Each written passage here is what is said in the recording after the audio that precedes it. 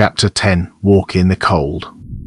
In the winter of Lyra's first season as apprentice, Fenris had business with Lord Tail of the Eastern Marches, an obligation that could not be put off.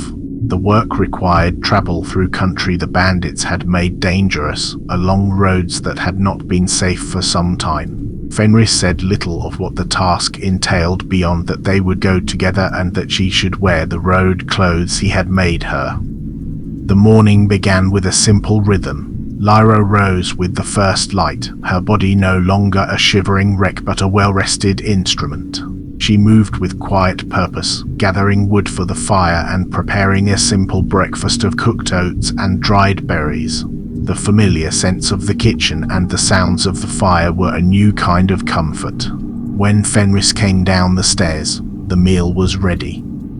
He held a large, folded bundle of cloth in his arms. He laid it on the table, and as she finished serving, he unfolded it. It was a new set of clothes, 2 of each. The first set was modeled after her old ones, a simple tunic and breeches, but made of sturdy, well-made fabric. He handed her a leather vest, the leather so soft and supple it was like a second skin. It was cut to hide her true shape, to allow her to be the boy she had once pretended to be. The second set was different. The tunic was cut to fit her actual form. The breeches did not hide her shape. He had made clothes for both the person she had to be on the road and the person she was. "These are for the road," he said, holding up a heavy, hooded cloak made of a material so dark it seemed to swallow the light. "And this is for the rain," he added, showing her another, lighter one. Lyra eagerly tried them all, the feel of the new, well-made clothes a physical manifestation of her new life. They were hers. For the first time in her life, she had clothes made for her.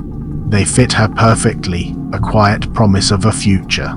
She felt a surge of gratitude so profound it was almost overwhelming.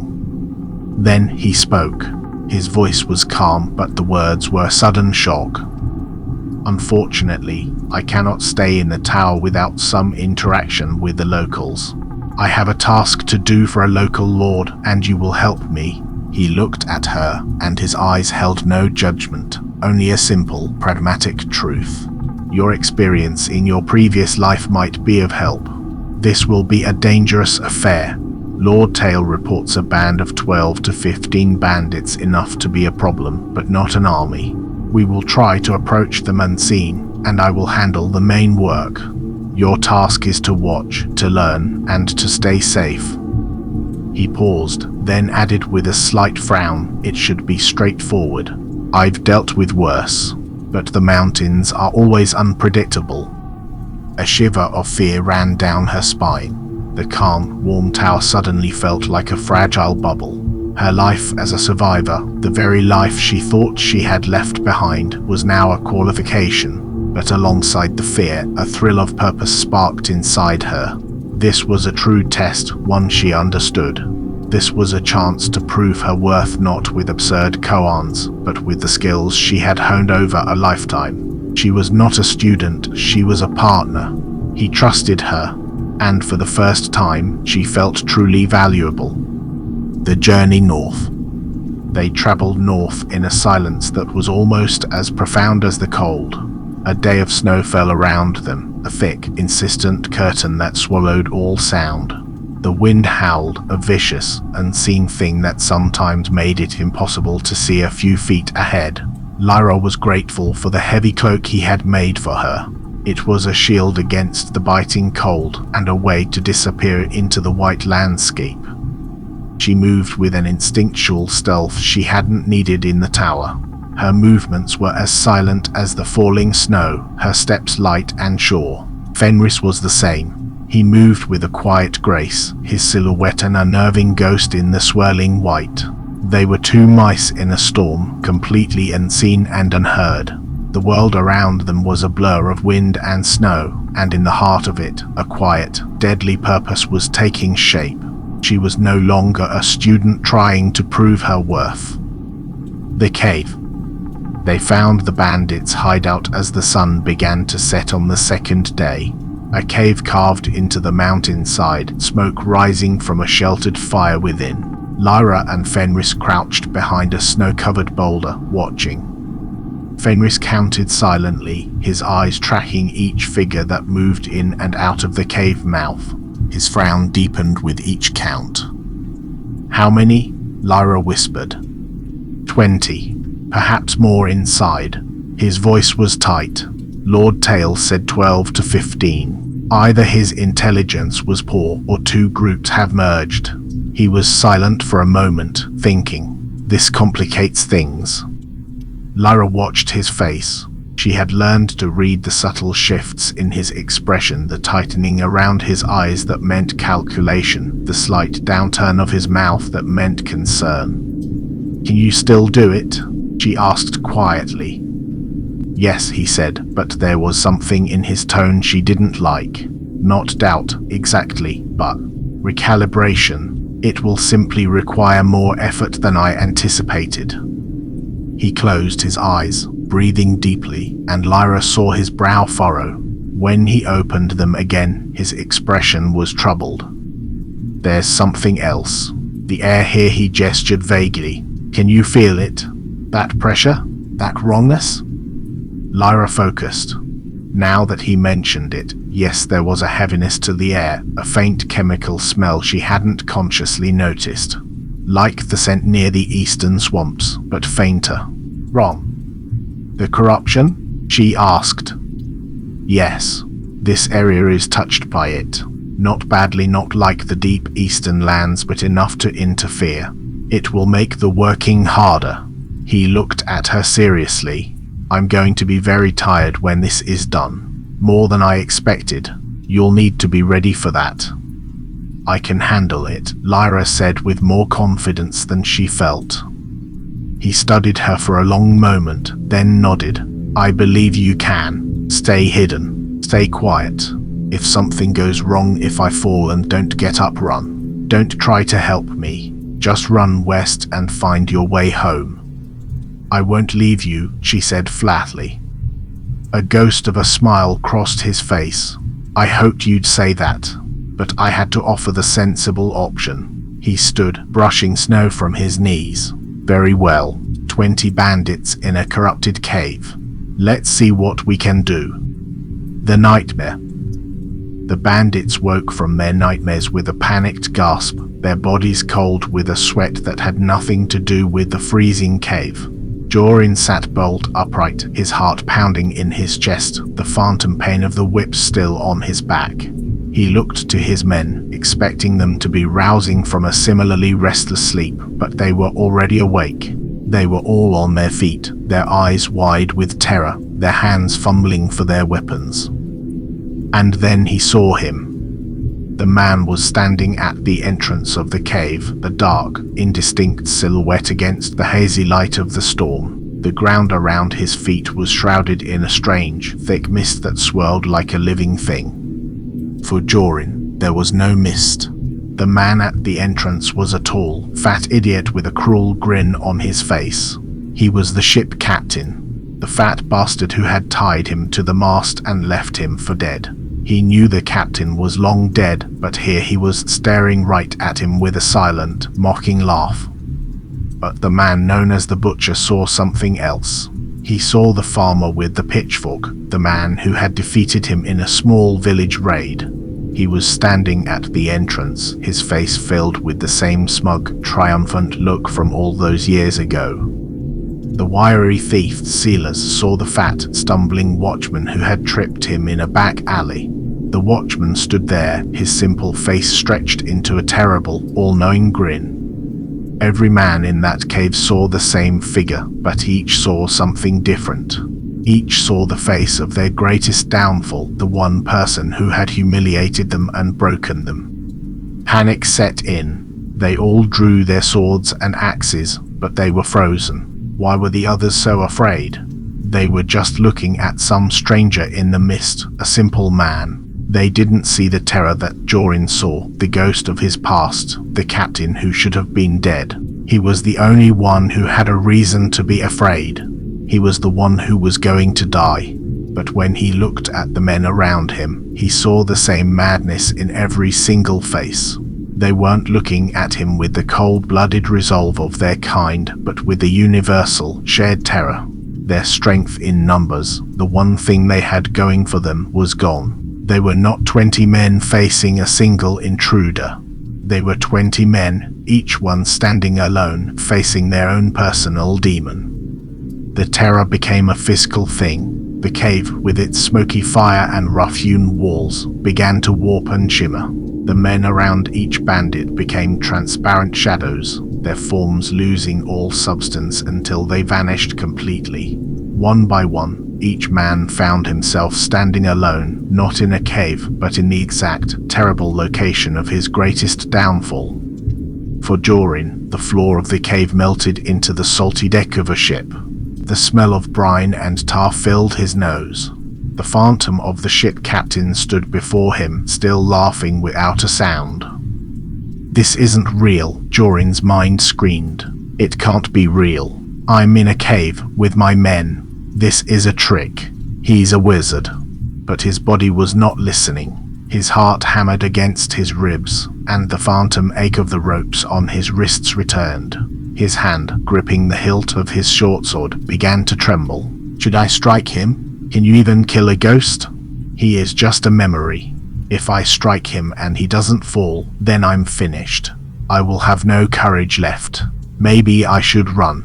Where do I run? Run into the storm? Run back to the forest? How can I run when I'm on a ship?"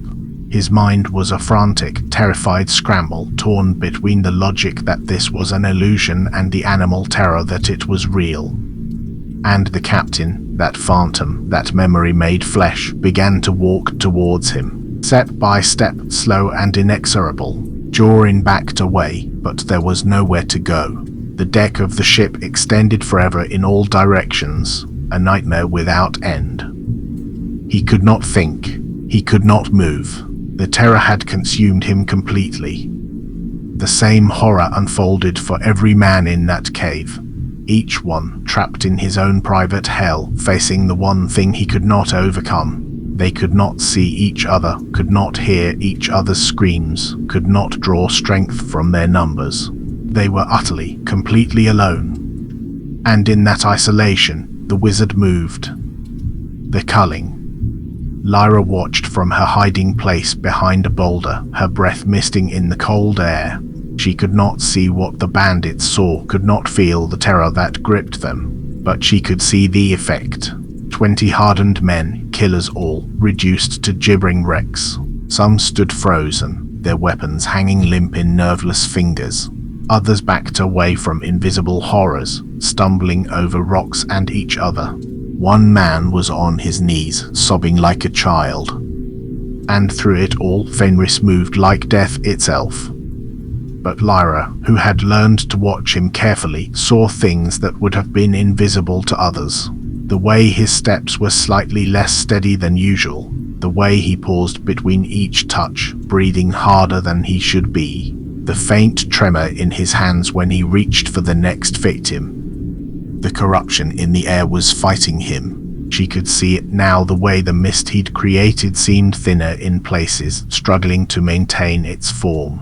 The way he had to concentrate harder with each bandit, as though pushing through water that grew thicker with every step. He was methodical.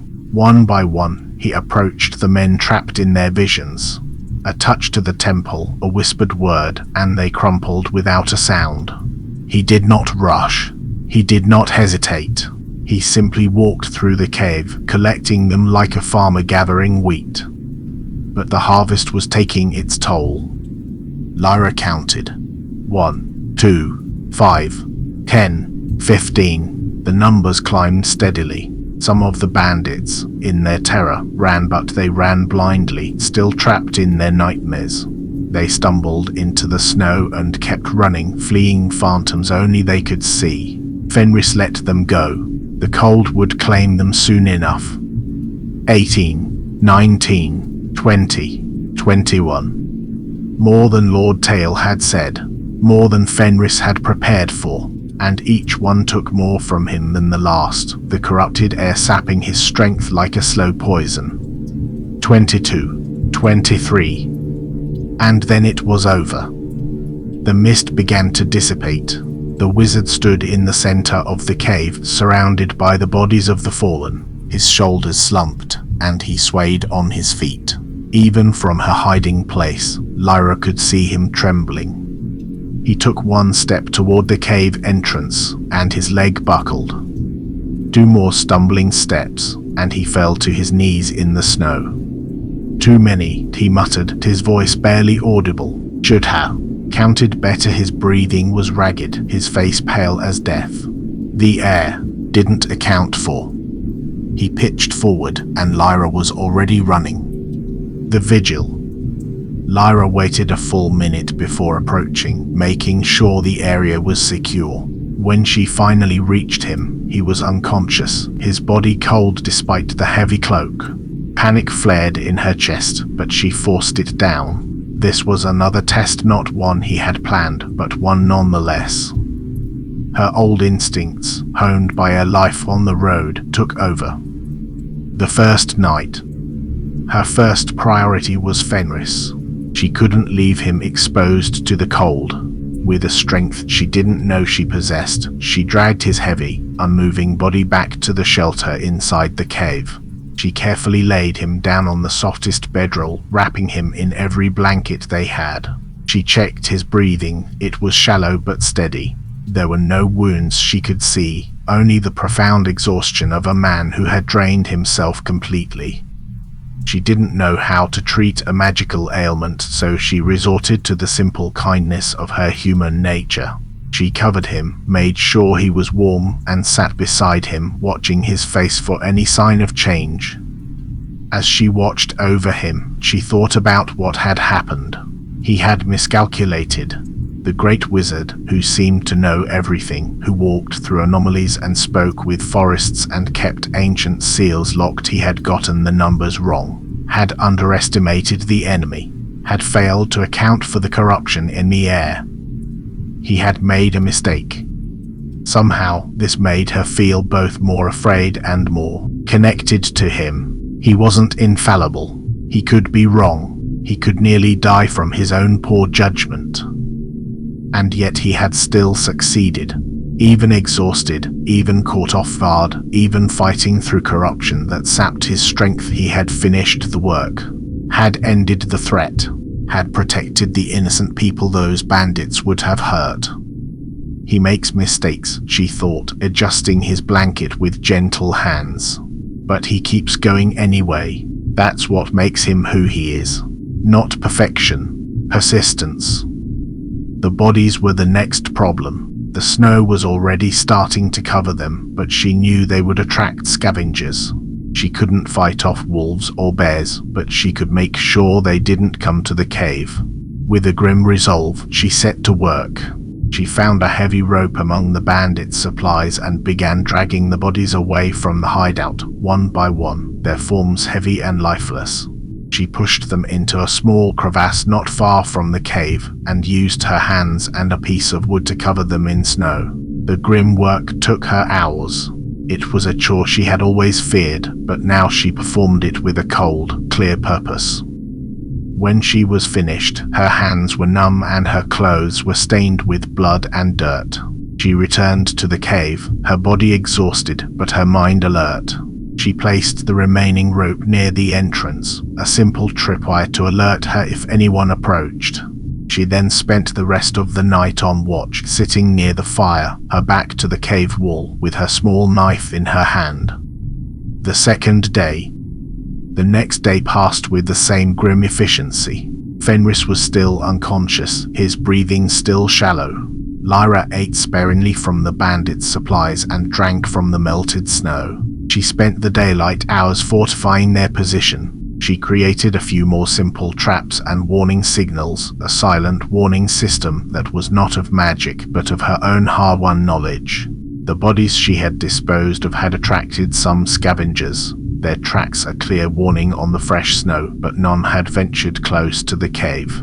Her defenses were holding. She spent the long, cold night watching. Her eyes were heavy with fatigue, but she forced them open. She was no longer just protecting herself, she was protecting him. The roles were reversed, and in this new role, she found a fierce strength she had never known. The third morning. On the morning of the third day, as a pale sun began to break through the clouds, Fenris stirred. His eyelids fluttered, and he let out a low groan of pain. Lyra was at his side in an instant. He opened his eyes, and the old, knowing look was back in them, but it was clouded with weariness. "You're awake," she said, her voice thick with relief. He looked at her for a long moment, then spoke, his voice rough as gravel. 23. I counted 12 to 15 in my head, planned for 15 to be safe. Found 23. He closed his eyes briefly. And that damned air. Should have scouted better. Should have measured the corruption first. "You're alive," Lyra said firmly. "We're both alive. That's what matters." Barely. A ghost of a smile crossed his face. "You kept us safe. While I slept off my own stupidity, you kept watch." He reached up, his hand finding hers. "Thank you." "I did what needed doing," Lyra said quietly. "Same as you taught me." He nodded slowly, then looked around the cave at the tidy fire, at the carefully arranged supplies, at the defenses she'd built. "I meant to test your skills in observation and stealth, watching from safety while I handled the danger." His voice was dry. "I did not intend to test your ability to survive alone in hostile territory while protecting an unconscious wizard. But you passed that test too." "Wasn't planning on failing," she said. Despite everything, the exhaustion, the pain, the close brush with death, he smiled. "No.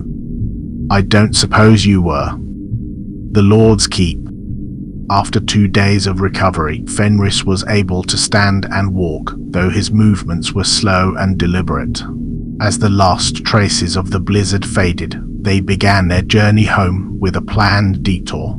Lyra, still wearing her boy's disguise, stayed hidden in the woods on the outskirts of the town. She watched as Fenris approached the Lord's Keep. Her heart pounded in her chest, a silent prayer that the meeting would go well. Fenris, the man who had been a quiet menace in the snow, now looked like a simple traveler, his face calm and unassuming. He was granted an immediate audience. Lord Tail was a portly, jovial man whose eagerness to meet the reclusive wizard was obvious. He greeted Fenris with a hearty welcome, his expression a mix of relief and profound curiosity. "So, you have come. I had not doubted you, but the matter has been weighing heavily on my mind," the Lord said, gesturing for Fenris to take a seat. "The matter is resolved," Fenris replied, his voice a low rumble. He spoke of the bandits' fate without a hint of the magic he had used, simply stating that the group was no more. "Their cave is in the northern mountains, where the forest begins to thin. You will find all their stolen goods there." The Lord's face lit up with satisfaction. "Excellent. I knew I could count on." However, Fenris interrupted gently, "Your intelligence was incomplete. You told me to expect 12 to 15 men. I found 23. Lord Tail's expression shifted to concern. 23? But my scouts said. "Your scouts likely saw the original group. It appears 2 bands had merged recently, perhaps driven together by the harsh winter or by some other circumstance." Fenris's tone was not accusatory, merely factual. "In the future, when dealing with such matters, I would recommend more thorough reconnaissance. The difference between 15 and 23 is not trivial." Of course," the Lord said, looking somewhat abashed. "I apologize for the miscommunication. Did the larger number present difficulties?" "Nothing that couldn't be managed," Fenris said, which was technically true, though Lyra, hidden in the woods and listening, knew how close manageable had come to fatal. The Lord didn't need to know that part. The Lord's face lit up with satisfaction. He didn't hesitate. I'll send a small team of men to retrieve the goods immediately." He then leaned forward, his voice dropping to a conspiratorial whisper. "But that is a short-term gain. The greater purpose is the garrison we have arranged to build. That will begin when the snow melts." Fenris nodded, his quiet consent a simple confirmation. The mission was complete. He rose, his business finished, and with a silent bow, he was gone, leaving the Lord to bask in his victory. He returned to Lyra, and with no words exchanged, they turned towards the mountain, towards home.